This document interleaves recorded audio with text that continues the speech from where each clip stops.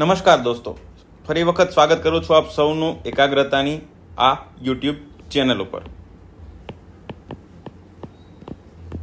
જેમાં આપણે આવનારી ડીવાયએસઓ અને જીપીએસસીની જે એક્ઝામ છે એમાં દરરોજ એક ટોપિકની આપણે તૈયારીઓ કરીએ છીએ.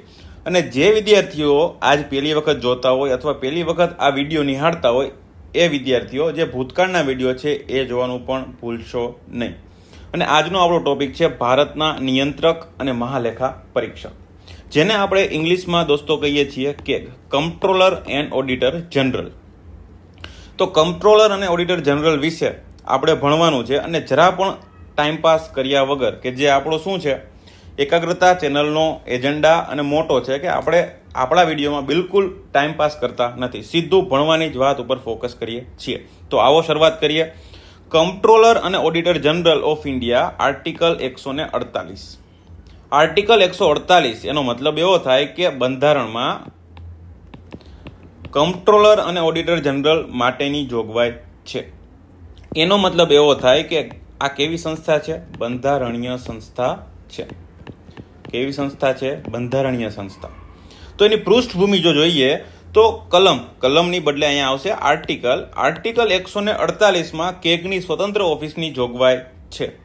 એનો મતલબ એવો કે કમ્પ્ટ્રોલર અને ઓડિટર જનરલની એક સ્વતંત્ર ઓફિસ હશે, એવું કોના દ્વારા કહેવામાં આવ્યું છે? ભારત દેશના બંધારણ દ્વારા કહેવામાં આવેલું છે.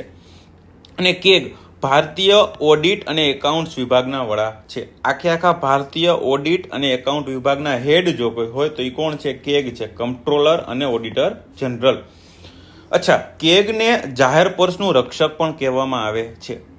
કહેવામાં તો આવે છે, પણ તમને એવો સવાલ થાય દોસ્તો કે જાહેર પર્સનું રક્ષક કેમ? તો આપણે સમજીએ કે જાહેર પર્સનું રક્ષક શું કામ એને કહેવામાં આવે છે. તો જાહેર પર્સ એટલે શું? તો કે સરકારનો જે ખર્ચો થતો હોય એ બેંક એકાઉન્ટને જાહેર પર્સ તરીકે તમે શું માની લ્યો? એક ઇઝ્યુમ કરી લ્યો, વિચારી લ્યો. તો આ જાહેર પર્સમાં લોકોના ટેક્સેશન જે છે અને અલગ અલગ પ્રકારની સરકારની આવકોનો સમાવેશ થતો હોય. તો જાહેર પર્સનું રક્ષક જે છે એમાંથી જે ખર્ચાઓ છે, જે ખર્ચો કરવામાં આવે, બરાબર, એ શેના માટે કરવામાં આવે? ડેવલપમેન્ટલ કાર્યો માટે, સરકારી ઓફિસરો અધિકારીઓના પગાર માટે, લો અને ઓર્ડરની સિચ્યુએશન મેન્ટેન કરવા માટે. તો આ દરેક ખર્ચાઓ એના વ્યવસ્થિત સ્થાન ઉપર થાય છે કે નહીં? બરાબર. જે એજન્ડા માટે સરકારે ખર્ચને ફાળવેલો છે કે આટલા રૂપિયા આ વસ્તુ માટે વપરાય જોઈએ, તો એ વસ્તુ માટે એ રૂપિયા વપરાય છે કે નહીં? તો આ દરેક વસ્તુની જાંચ કોણ કરે? તો કે કેગ કરે છે. કોણ? કમ્પ્ટ્રોલર અને ઓડિટર જનરલ. આર્ટિકલ હજી એકવાર આપણે યાદ કરી લઈએ, આર્ટિકલ 148. તો તમને સમજાઈ ગયું હશે કે જાહેર પર્સનું રક્ષક એટલે શું. તો કેગની ફરજ બીજી શું છે? કે નાણાં વહીવટના ક્ષેત્રમાં ભારતના બંધારણ અને સંસદના જે કાયદાઓ અને નિયમો હોય એને જાળવી રાખવાની છે. ભારતના બંધારણમાં જે વસ્તુઓ આપને કીધેલી છે એ વસ્તુઓ, એઝ વેલ એઝ સંસદ દ્વારા સમયાંતરે જે કાયદાઓ ઘડવામાં આવ્યા છે એ કાયદાઓનું પાલન પર્ટિક્યુલર નાણાં ક્ષેત્રમાં થાય છે કે નહીં એ જોવાની જવાબદારી કોની હોય છે? તો કે કમ્પ્ટ્રોલર અને ઓડિટર જનરલની હોય છે. ત્યારબાદ કેગ જે છે એ શું છે? સંસદની જાહેર હિસાબ સમિતિના માર્ગદર્શક, મિત્ર અને ફિલોસોફર તરીકે પણ કાર્ય કરે છે. દોસ્તો ખાસ કરીને આ વાક્ય સમજજો. કેગ કોની? તો કે સંસદની. કઈ સમિતિ? તો કે જાહેર હિસાબ સમિતિ. હવે જાહેર હિસાબ સમિતિ તમને સંસદની કીધેલી છે, એનો મતલબ એવો કે જાહેર હિસાબ સમિતિમાં લોકસભાના પણ મેમ્બર હશે અને રાજ્યસભાના પણ મેમ્બર હશે, કારણ કે આપણે શું કીધેલું છે? સંસદની કીધેલું છે. એટલે આપણે એટલું ધ્યાનથી વાંચવાનું કે આપણે અમુક વસ્તુઓ રીડ બિટવીન ધ લાઇન્સ થઈ જાય, આપણે ખ્યાલ આવી જાય કે કેવી રીતે આપણે વસ્તુઓને સમજવાની છે. તો શું છે કે જાહેર હિસાબ સમિતિનો માર્ગદર્શક, મિત્ર અને ફિલોસોફર તરીકે પણ એ કાર્ય કરે છે. કોણ? તો કે કેગ. Doctor B.R. આંબેડકરે શું કીધું દોસ્તો? કે કેગ ભારતના બંધારણ હેઠળ સૌથી મહત્વપૂર્ણ અધિકારી હશે. ભારતના બંધારણ હેઠળ જેટલી બંધારણીય સંસ્થા છે એ બધામાં સૌથી મહત્વપૂર્ણ અધિકારી કેગ હશે, એવું કોના દ્વારા કહેવામાં આવ્યું? તો કે ડોક્ટર બાબા સાહેબ ભીમરાવ આંબેડકર દ્વારા કહેવામાં આવેલું છે. અને ભારતમાં લોકતાંત્રિક સરકારની વ્યવસ્થાના પાયામાંનું એક છે એ કોણ? તો કે કેગ. અને બાકીના ક્યાં છે? તો કે સુપ્રીમ કોર્ટ છે, ચૂંટણી પંચ છે, યુનિયન પબ્લિક સર્વિસ કમિશન એટલે કે યુપીએસસી, અને રાજ્ય લેવલે જો જોઈએ તો જીપીએસસી એટલે કે આપણું ગુજરાત પબ્લિક સર્વિસ કમિશન. ખ્યાલ આવ્યું દોસ્તો? તો આ જે 4 મુખ્ય સંસ્થાઓ છે એ ભારતના બંધારણનો પાયો છે. કઈ 4 મુખ્ય સંસ્થાઓ જે એકવાર આપણે યાદ કરી લઈએ તો કે કેગ, યુપીએસસી, સુપ્રીમ કોર્ટ અને ચૂંટણી પંચ. તો આને ઇંગ્લિશમાં કહેવામાં આવે છે બુલવાર્ક. શું કહેવામાં આવે છે? બુલવાર્ક ઓફ ધ કોન્સ્ટિટ્યુશન. શું કહેવામાં આવે છે? કોન્સ્ટિટ્યુશન. બુલવાર્ક ઓફ ધ કોન્સ્ટિટ્યુશન કહેવામાં આવે છે. એટલે કે ભારતના બંધારણના પાયામાં, બરાબર, જે ભારતના બંધારણને મજબૂત બનાવતી હોય એવી આ 4 સંસ્થા. કઈ 4 સંસ્થા? કેગ એ શું કરે છે કે જાહેર પર્સનું રક્ષક છે. લોકો દ્વારા મહેનતથી કમાયેલા પૈસાનો ઉપયોગ સરકાર દ્વારા વ્યવસ્થિત થાય છે કે નહીં જોવાનું કાર્ય કોણ કરશે? તો કે કેગ કરશે. સુપ્રીમ કોર્ટ શું કાર્ય કરશે કે આપણે બંધારણના જે પણ નિયમો છે, કાનૂનો છે, આર્ટિકલ્સ છે એ બધાનું સરકાર દ્વારા વ્યવસ્થિત પાલન થાય છે કે નહીં એ સુપ્રીમ કોર્ટ જોશે. ચૂંટણી પંચ શું કરશે કે ભારત દેશની લોકશાહીને ટકાવી રાખવાનું અને જાળવી રાખવાનું કાર્ય કરશે. કારણ કે જો વ્યવસ્થિત રીતે ચૂંટણી ન થાય તો શું થઈ જાય? સરમુખત્યારશાહી થઈ જાય, લોકશાહી રહે નહીં. અને યુનિયન પબ્લિક સર્વિસ કમિશનનું કાર્ય શું હશે?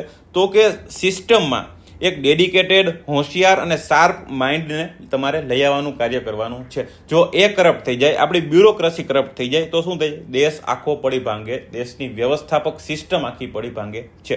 આથી એને શું કહેવામાં આવ્યું છે? ભારતના બંધારણના પાયાની સંસ્થાઓ કહેવામાં આવે છે. તો નેક્સ્ટ જોઈએ દોસ્તો એની નિમણૂક અને એની શરતો. તો નિમણૂક કોના દ્વારા થાય છે? આપને ખ્યાલ જ છે કે બંધારણીય સંસ્થામાં મોટા ભાગની જે નિમણૂક છે એ કોના દ્વારા થતી હોય? રાષ્ટ્રપતિ દ્વારા કરવામાં આવે છે. તો એનો કાર્યકાળ કેટલો હશે? 6 વર્ષ અથવા તો 65 વર્ષ, 6 or 65. એનો મતલબ શું કે જે બેમાંથી વહેલું થાય એ શું થઈ જાય? ત્યાં સુધી એ વ્યક્તિનો કેગ તરીકેનો કાર્યકાળ હોય. દાખલા તરીકે એક એક્ઝામ્પલ આપું. કોઈ એક વ્યક્તિ 58 વર્ષની ઉંમરે કેગ બન્યું, બરાબર, તો ત્યારથી 6 વર્ષ, તો 6 વર્ષ એટલે કેટલા થાય? 58 ને 6 64 વર્ષ. તો 64 વર્ષ એટલે કે એ 6 વર્ષ સુધી પોતાની સત્તા, પોતાની સીટ ઉપર રહેશે. અથવા જો બીજું એક્ઝામ્પલ જોઈએ, કોઈ વ્યક્તિ 62 વર્ષે બન્યું તો શું થશે? એને 6 વર્ષ પૂરા મળશે નહીં, એ પહેલા એ શું થઈ જશે? 65 વર્ષના થઈ જશે. તો એને 3 જ વર્ષનો એનો સમયગાળો રહેશે. એટલે 6 વર્ષ અથવા તો 65 વર્ષ, બરાબર, જે પહેલા થાય ત્યાં સુધી એ વ્યક્તિ હોદ્દા ઉપર રહી શકે છે.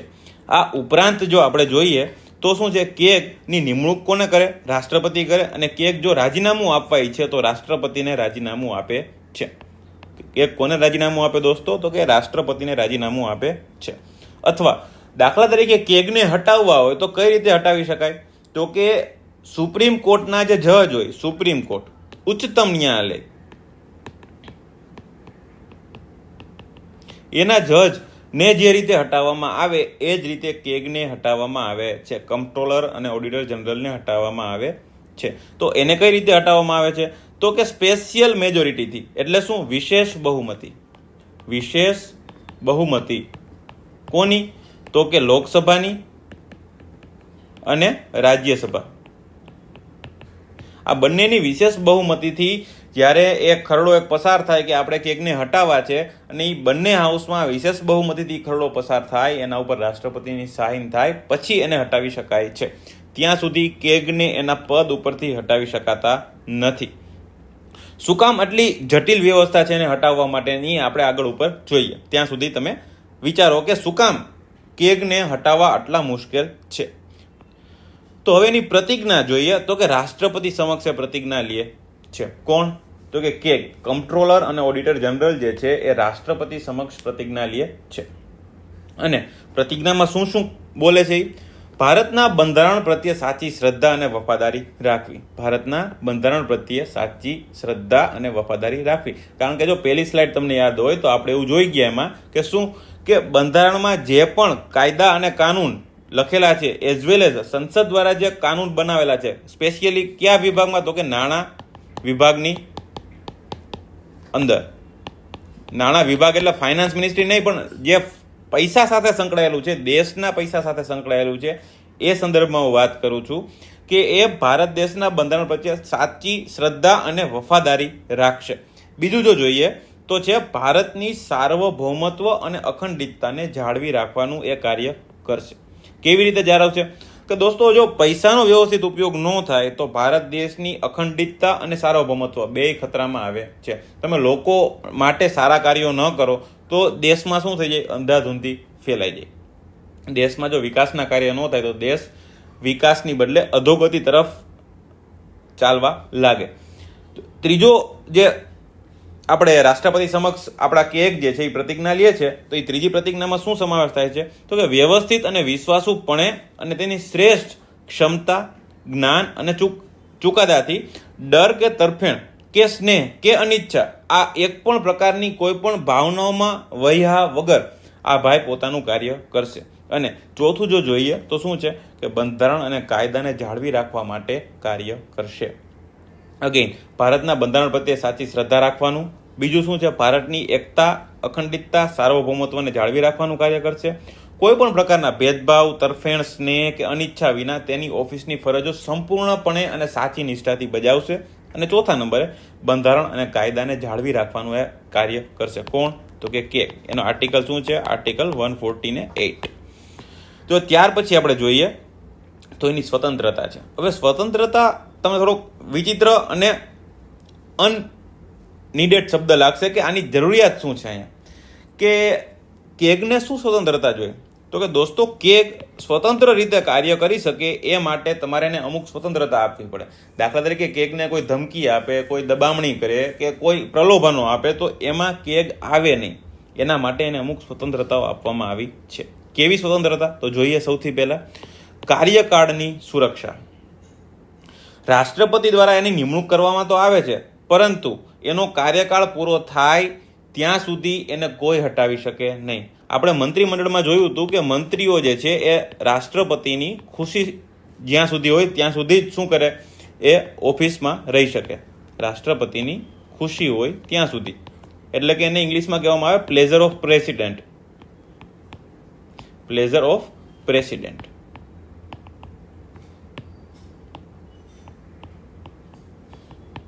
પરંતુ કેગમાં એવું આપણને જોવા મળતું નથી, કારણ કે કેગ એક એવી સંસ્થા છે, બંધારણીય સંસ્થા છે. એટલે કે રાષ્ટ્રપતિ દ્વારા એની નિમણૂક તો થઈ ગઈ, તો એનો કાર્યકાળ જ્યાં સુધી પૂરો થાય નહીં અથવા તો એને એના પદ ઉપરથી હટાવવામાં ન આવે. એ કોના દ્વારા હટાવવામાં ન આવે? સંસદ દ્વારા. ત્યાં સુધી એને એના પદ ઉપરથી કોઈ હટાવી શકે નહીં. બીજી વસ્તુ, કાર્યકાળ બાદ એ વધુ ઓફિસ માટે લાયક નથી. તો કે શું કામ? તો કે એ વ્યક્તિ એવું વિચારીને કાર્ય કરે કે ભવિષ્યમાં જ્યારે હું અહીંથી રિટાયર્ડ થઈશ ત્યારે XYZ વ્યક્તિ પાસે મારે રોજગારમાં અથવા કામે રહેવાનું છે, અથવા મને એ શું કરશે? કામે રાખશે. તો શું કહે? એ ભેદભાવ કદાચ કરી શકે એના કાર્યમાં. તો બંધારણે પહેલેથી જ ના પાડી દીધેલી કે જે વ્યક્તિ એક વખત કેગ બની જાય એ વ્યક્તિ બીજી કોઈ પણ નોકરી કરી શકશે નહીં.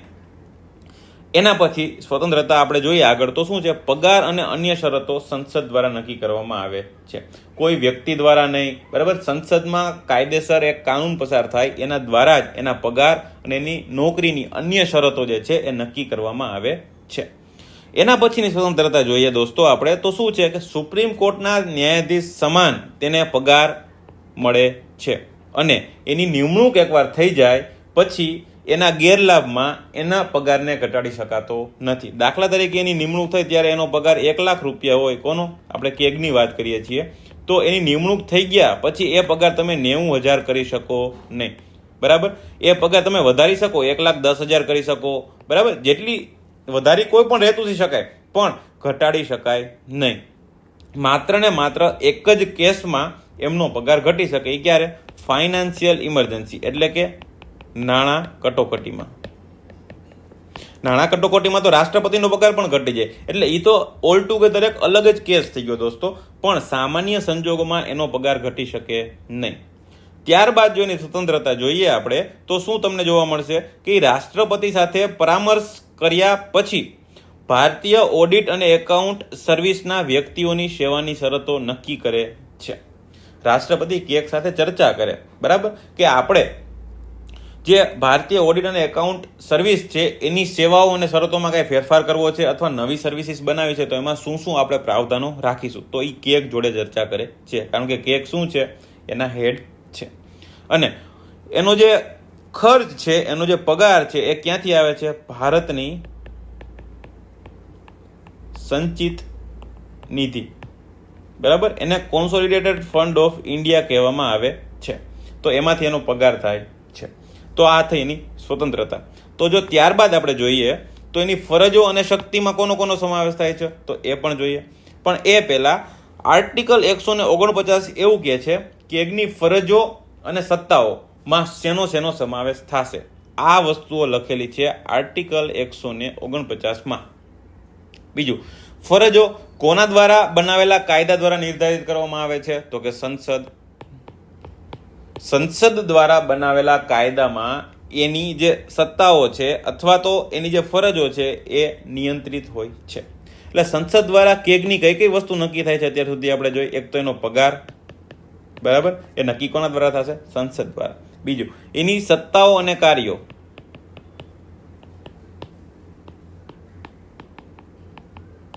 અને ત્રીજું જો જોઈએ દોસ્તો તો એને હટાવવાની process.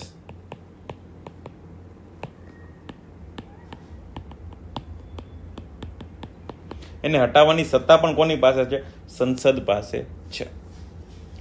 CAG act CAG act 1971માં, બરાબર, એવું કીધેલું છે કે 1976માં કેન્દ્ર સરકારમાં ખાતાઓને ઓડિટથી અલગ કરવા માટે સુધારા કરવામાં આવેલો હતો.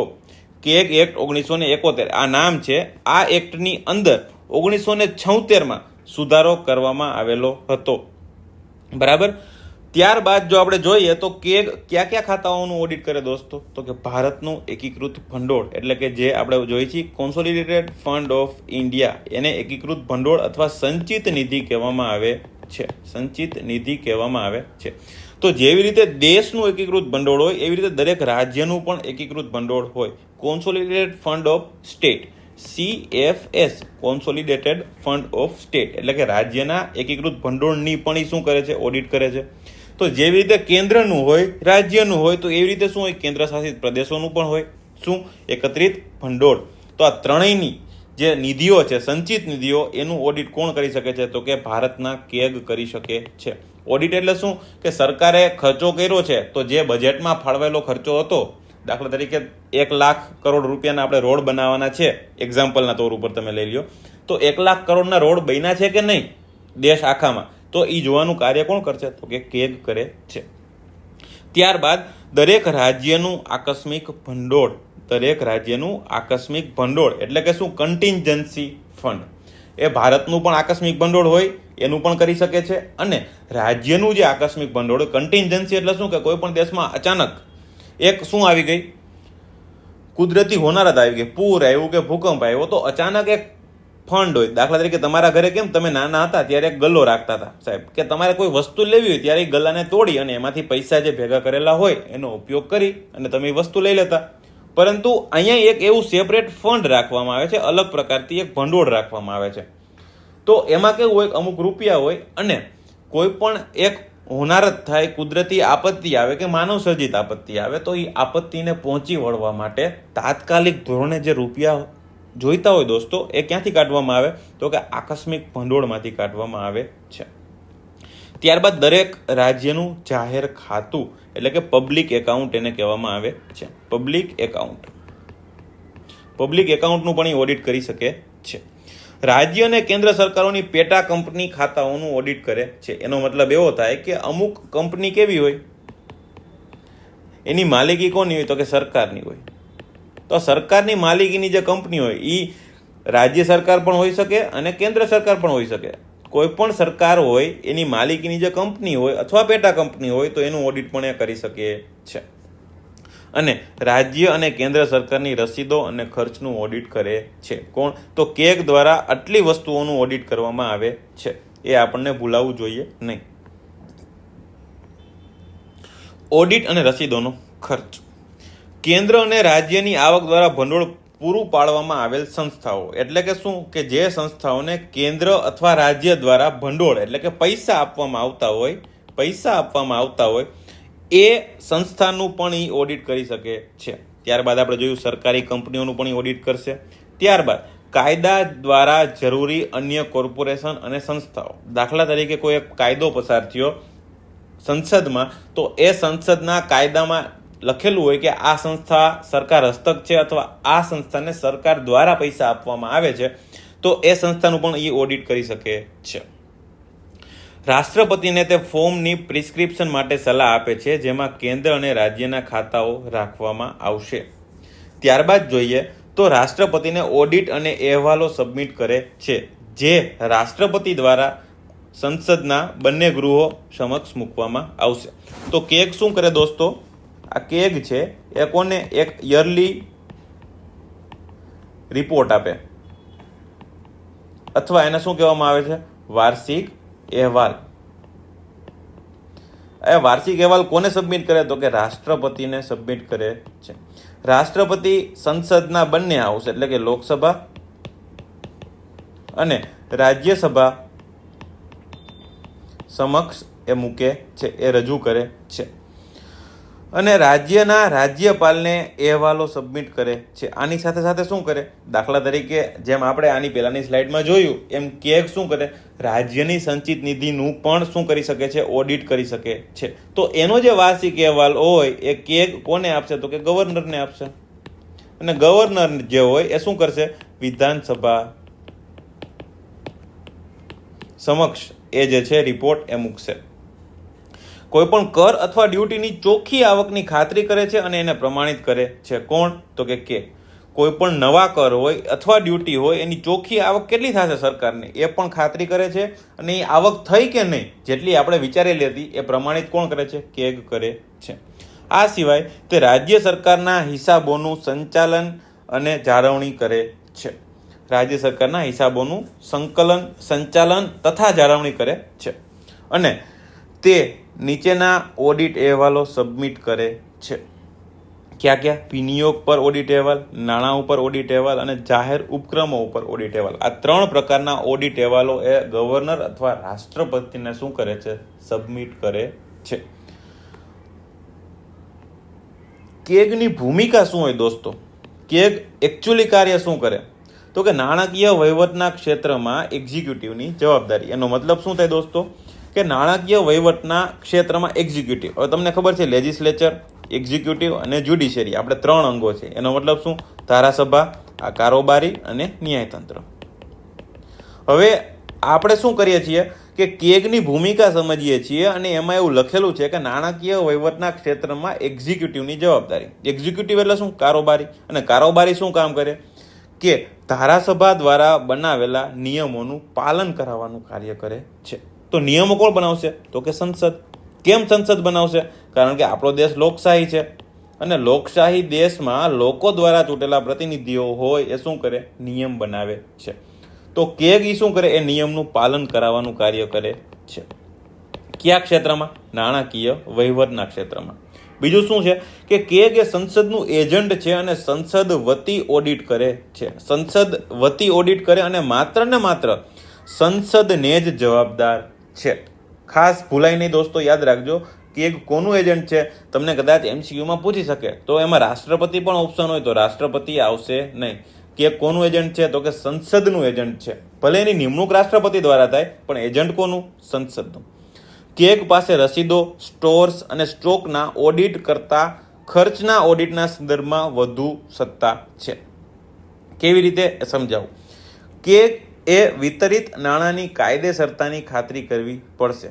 કેગે વિતરિત નાણાંની કાયદેસરતાની ખાતરી કરવી પડશે. એટલે કે જે નાણાં વિતરિત થઈ ગયા છે કોઈ પણ સેવા માટે અથવા કોઈ પણ વિકાસના કાર્યો માટે, એ નાણાંનો ઉપયોગ બરાબર થાય છે કે નહીં, અથવા કેટલા ટકા ઉપયોગ થયો, અથવા તો ખપત આવી, ઘટ થઈ તો કેટલા ટકા ઘટ થઈ, આ બધું કોણ જોશે? તો કે કેગ જોશે.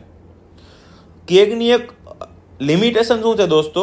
કે એ ગુપ્ત જે સેવા હોય એનો ખર્ચ એના દ્વારા એનું ઓડિટિંગ થઈ શકતું નથી. દાખલા તરીકે રિસર્ચ એન્ડ એનાલિસિસ વિંગ રો ભારતની શું છે? ગુપ્તચર સંસ્થા છે. તો ગુપ્તચર સંસ્થા હોય એને જે પૈસા આપવામાં આવેલા હોય, જે ભંડોળ આપવામાં આવેલું હોય અથવા તો ફંડ આપવામાં આવેલું હોય, એનો શું હોય? ક્યાંય હિસાબ હોય નહીં, કારણ કે એ ગુપ્ત કાર્યો કરે છે. આખા વિશ્વમાં આપણા જાસૂસો હોય, અને જાસૂસો માટે અથવા અલગ અલગ બીજા કાર્યો માટે આપણે પૈસા વાપરતા હોય, તો એ પૈસાની ઓડિટ એ કેગ દ્વારા થઈ શકતી નથી. એક આ એની લિમિટેશન છે. બીજી શું લિમિટેશન છે તો કે ભારતના કોન્સોલિડેટેડ ફંડમાંથી નાણાંના મુદ્દા ઉપર કેગનું કોઈ નિયંત્રણ નથી. કઈ રીતે નિયંત્રણ નથી દોસ્તો, તો આપણે એ સમજીએ કે કોન્સોલિડેટેડ ફંડ ઓફ ઇન્ડિયા એટલે કે સંચિત નિધિમાંથી જ્યારે પૈસા ઉપાડવા હોય કેગને, સંચિત નિધિમાંથી પૈસા ઉપાડવા હોય તો કેગની પરમિશનની જરૂર રહેતી નથી. બરાબર, તો એની ઉપર એનો કોઈ કંટ્રોલ નથી. પણ જ્યારે પૈસા ઉપડી અને પૈસા વપરાઈ જાય ત્યારે પૈસા બરાબર વપરાણા છે કે નહીં એ જોવાનું કાર્ય કોનું છે તો કે કેગનું છે. એટલે આ વાક્ય એવું કહેવા માંગે છે કે કોન્સોલિડેટેડ ફંડમાંથી જ્યારે નાણાંના મુદ્દા ઉપર કેગનું કોઈ નિયંત્રણ નથી જ્યારે નાણાં ઉપાડવામાં આવે ત્યારે. ભારતમાં કેગ માત્ર ઓડિટર જનરલ છે અને કેગ સંસદના સભ્ય નથી.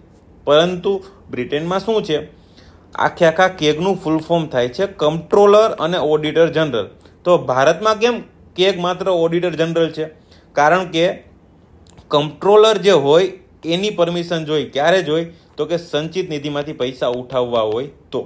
પણ ભારતમાં એ સિસ્ટમ છે નહીં, એટલે ભારતના કેગને માત્ર ઓડિટર જનરલ કહેવાયા છે.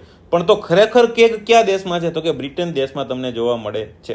તો બ્રિટન દેશમાં કેવું છે કે ત્યાંના દેશની સંચિત નિધિમાંથી પૈસા ઉઠાવવા હોય તમારે તો શું કરવું પડે, કેગની સિગ્નેચર જોઈ, કેગની મંજૂરી જોઈ, અને ત્યારબાદ એ પૈસાનો ઉપયોગ થાય છે કે નહીં એ પણ તપાસ કોણ કરે તો કે એ કેગ કરે છે. પરંતુ ભારતમાં શું છે, જેમ મેં તમને સમજાવ્યું એમ, ઉઠાવવામાં પૈસા જ્યારે તમારે ઉપાડવા હોય કેમાંથી, સંચિત નિધિમાંથી, ત્યારે કેગની પરમિશનની કોઈ જરૂરત રહેતી નથી. તો એટલા માટે આપણા દેશમાં માત્ર કેગ જે છે એ ઓડિટર જનરલ છે. અને બ્રિટનમાં શું છે કે CAG A house of Commons એટલે કે ત્યાંની લોકસભા જે છે એના સભ્ય હોય છે, એ આપણે યાદ રાખવાનું છે. અને ત્યારબાદ કેગ દ્વારા કેટલા પ્રકારની ઓડિટ કરવામાં આવે છે તો એના 3 પ્રકાર છે દોસ્તો. અનુપાલન ઓડિટ એટલે કે અનિવાર્ય છે, એને પોતાને જ કરવી પડે. ફાઇનાન્શિયલ ઓડિટ એ પણ એને પોતાને જ કરવી પડે. અને ત્રીજું છે પરફોર્મન્સ ઓડિટ, એ વિવેકાધીન છે, અન્ય સંસ્થાઓ પાસેથી પણ કરાવી શકે છે અને પોતે પણ કરી શકે છે. તો ડિટેલમાં જોઈએ અનુપાલન ઓડિટ એટલે શું. નાણાકીય પ્રવૃત્તિઓ, નાણાકીય વ્યવહારો, કાયદા રિલેટેડ કોઈ પણ વસ્તુ હોય, વિનિમય થતો હોય પૈસાનો, તો એ ભારતના બંધારણ દ્વારા સ્થાપિત કાયદાઓ મુજબ થાય છે કે નહીં, સંસદ દ્વારા સ્થાપિત કાયદાઓ મુજબ થાય છે કે નહીં, એ જો ઓડિટ કરવાનું કાર્ય છે, એ જોવાનું કાર્ય છે, એને અનુપાલન ઓડિટ કહેવામાં આવે છે. ત્યારબાદ જો જોઈએ તો ફાઇનાન્શિયલ એસ્ટેટ ઓડિટ, તમને નામ ઉપરથી જ ખબર પડી જશે કે પૈસા સાથે કંઈક લાગુ પડતી માહિતી છે. એક એન્ટિટીની નાણાકીય માહિતી લાગુ પડતા નાણાકીય રિપોર્ટિંગ અને નિયમનકારી માળખા અનુસાર રજૂ કરવામાં આવે છે કે કેમ તેના ઉપર ધ્યાન કેન્દ્રિત કરે છે. કોણ તો કે ફાઇનાન્શિયલ એસ્ટેટ ઓડિટ. એનો મતલબ એવો કે સરકાર દ્વારા કંપનીઓ માટે જે પોતાની બેલેન્સ શીટ બનાવવાની હોય, શું છે બેલેન્સ શીટ બનાવવાની હોય, એ બેલેન્સ શીટમાં ખર્ચ હોય, આવક હોય અને બીજી ઘણી બધી વસ્તુ હોય ફાઇનાન્સને રિલેટેડ, એ કેવી રીતે એનું આખું ઓડિટ માટેના પેપર્સ તૈયાર કરવા, પોતાના યરલી જે ટર્ન ઓવર્સ છે અથવા તો સેવિંગ છે અથવા તો જે એને શેર હોલ્ડર્સને પૈસા આપેલા છે, આવી દરેક નાની નાની વસ્તુઓ માટે એનું એક સ્ટ્રક્ચર હોય, એ સ્ટ્રક્ચર મુજબ જ તમારે બેલેન્સ શીટ બનાવવી પડે છે. તો આ સ્ટ્રક્ચર મુજબ બેલેન્સ શીટ બનેલી છે કે નહીં અને એમાં યોગ્ય રીતે દરેક માહિતી પુરાયેલી છે કે નહીં, એ કાર્ય થાય છે કે નહીં, આ બધું જોવાનું કામ કોનું છે તો કે કેગ જે ફાઇનાન્શિયલ એસ્ટેટ ઓડિટ કરે તેનું છે. ત્યારબાદ પરફોર્મન્સ ઓડિટ, આ કેવી ઓડિટ છે? વિવેકાધીન ઓડિટ છે. આ બે કેવી ઓડિટ છે? અનિવાર્ય ઓડિટ છે.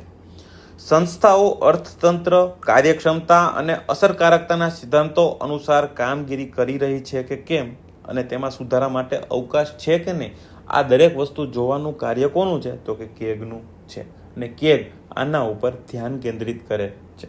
તો કેગને આપણે 360 ડિગ્રી ભણ્યા કે કેગ શું કાર્ય કરે, એની સત્તાઓની લિમિટેશન શું, એને શપથ કોણ લેવડાવે, એને હટાવી કઈ રીતે શકાય, એનો પગાર કઈ જગ્યાએથી લેવામાં આવે, બરાબર, એને સ્વતંત્રતા કઈ કઈ આપવામાં આવેલી છે, એ કેટલા પ્રકારની ઓડિટ કરે છે, આ દરેક વસ્તુ આપણે 360 ડિગ્રી જોઈ દોસ્તો. હવે તમારું કામ શું છે, તમારે ટેલિગ્રામ ચેનલમાંથી, કોની એકાગ્રતાની ટેલિગ્રામ ચેનલમાંથી આ પીડીએફ ડાઉનલોડ કરવાની છે અને એને વારે વારે વાંચી અને એનું રિવિઝન કરવાનું છે. અને એક્ઝામમાંથી કોઈ પણ સવાલ પૂછાય એટલામાંથી એમાંથી આપણો જવાબ ખોટો પડે નહીં એના માટેના ભરપૂર અને બનતા પ્રયાસો કરવાના છે. મહેનત તમે કરો, મહેનત અમે કરીએ, મહેનત આપણે જોડે મળીને કરીએ અને સક્સેસ આપણી પોતાની છે. બરાબર? તો આજના લેક્ચરમાં આટલું રાખીએ. Thank you very much for discussion.